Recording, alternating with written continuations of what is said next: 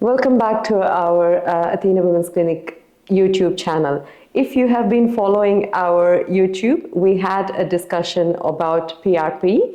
So here we are continuing the discussion about PRP with Dr. Jeannie Devereaux, who is a PhD in medical and biological sciences. So I'm going to pose the next question to Dr. Jeannie today.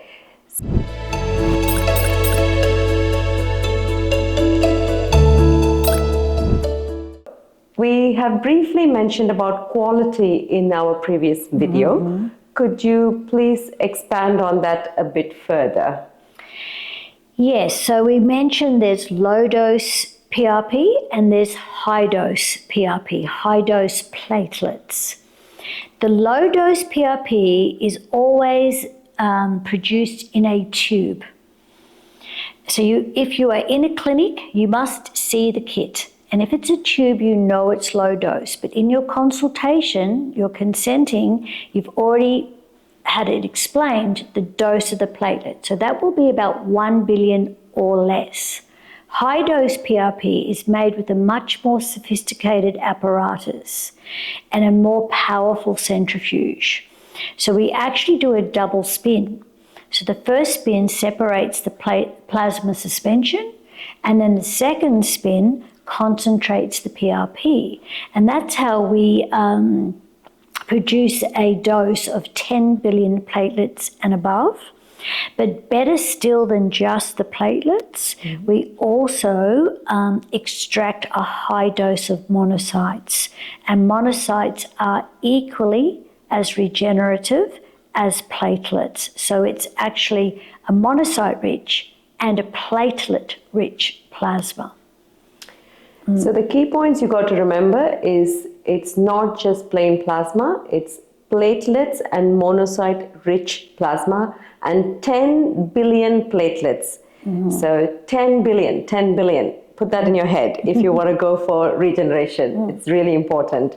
So don't be taken for a ride and go for cheaper options. Otherwise, you'll end up not getting the desired effect you want to whichever part of the body you want to use the PRP. Mm-hmm. So that's good to know from the scientist itself. The second thing that I'd like to ask is where are we using it in women's health? So that's my focus. So we want to know in which aspects of women's health we can use PRP for regenerative aspects. Well, when you're using a high dose PRP, regardless of where you're injecting it, you are potentially regenerating all connective tissue.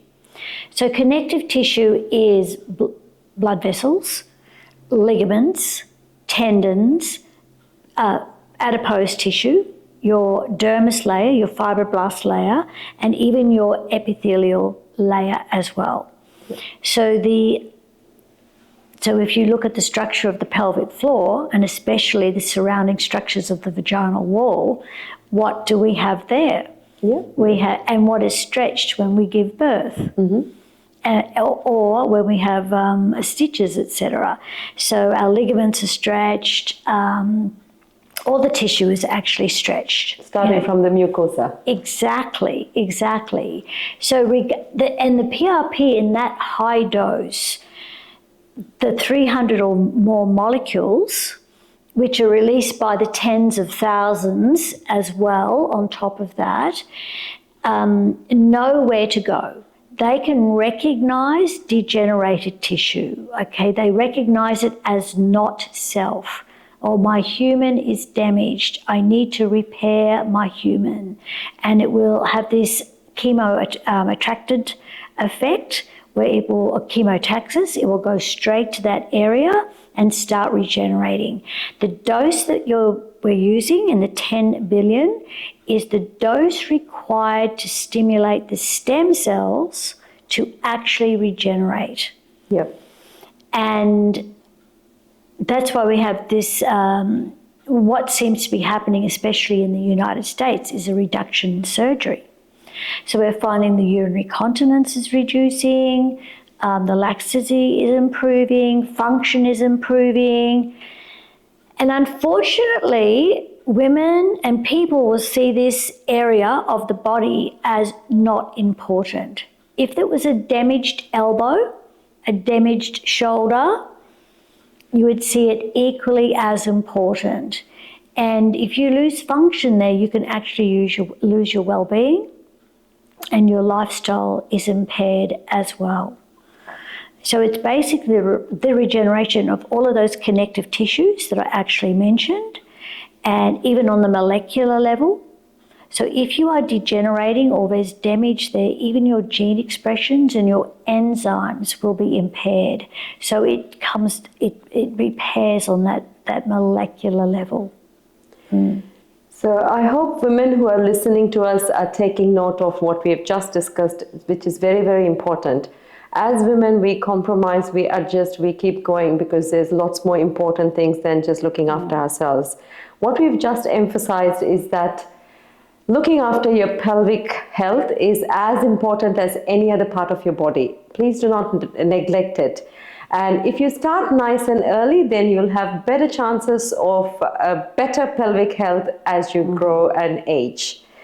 So the important thing you need to remember, in the past, the lifespan was not as much as what it is today, and not many women were in the workforce, so they were able to just ignore and live their lives. But right now, lifespan of a woman is much higher than what it was in the past, and we are all active professionals, and no need to compromise. That's the most important message that we have to deliver, and hope you guys can take that from this video. So we're going to discuss the pelvic floor regeneration with PRP in part 3 of this video, so stay tuned.